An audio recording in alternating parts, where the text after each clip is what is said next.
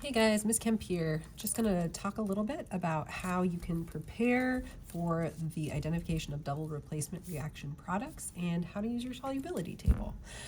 So we're going to be looking at some pairings of cations and anions today to determine what the product would be, so what the ratio of the cation and the anion would come to, as well as determining if that would be a solid or not. So I'm going to start out with this first box here. We're going to take silver, which has a +1 charge, and carbonate, which has a -2 charge. And when we do this crisscross, I want to keep my carbonate in parentheses just so that I can make sure that I am maintaining the integrity of the carbonate anion, which travels as a unit. So this 1 comes outside, and this 2 comes here, which tells me there should be 2 silver for every 1 carbonate. So I would rewrite that as Ag2CO3 in my table.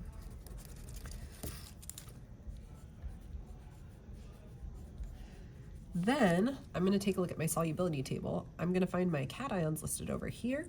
I'm going to put my finger on silver because that's what Ag is. I'm going to put my finger on carbonate, and I'm going to see where they both intersect, and I see this S. S means that it's solid. As you'll see in my instructions, anytime you have something that is a solid, you should highlight it. So that's going to help me later when I look at my data table, which is down below here. I should, when I do this reaction between silver nitrate and sodium carbonate, find a precipitate or a solid in my reaction. Let me flip this around. I'm going to do another one for us because we have some other combinations. We'll look at barium hydroxide and what that turns out to be. So if I take barium, which has a +2 charge, and I take hydroxide, which I'm putting in parentheses here because that travels as a unit, it has a -1 charge. We'll see when this 2 travels for my crisscross, it comes outside the parentheses, and this 1 comes down here. That tells me for every 1 barium, there should be 2 hydroxides.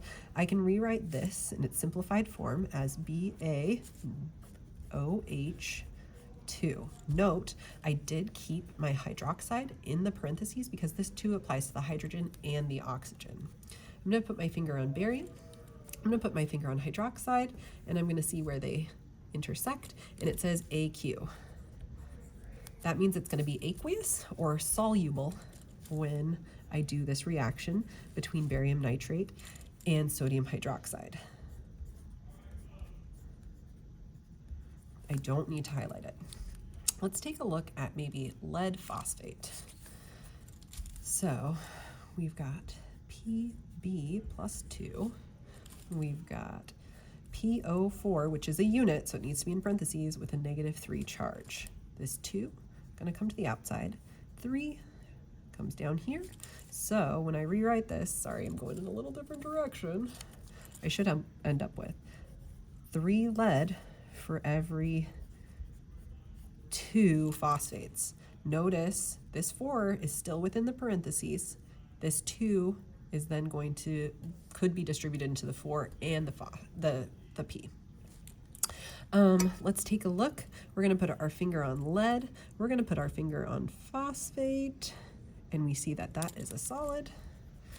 So Pb3, PO4, 2S. I'm going to highlight that because when I do my lab, I'm expecting that I should see a precipitate form. Hope this helped you out in learning how to use your solubility table and doing some crisscrosses. I will see you in class.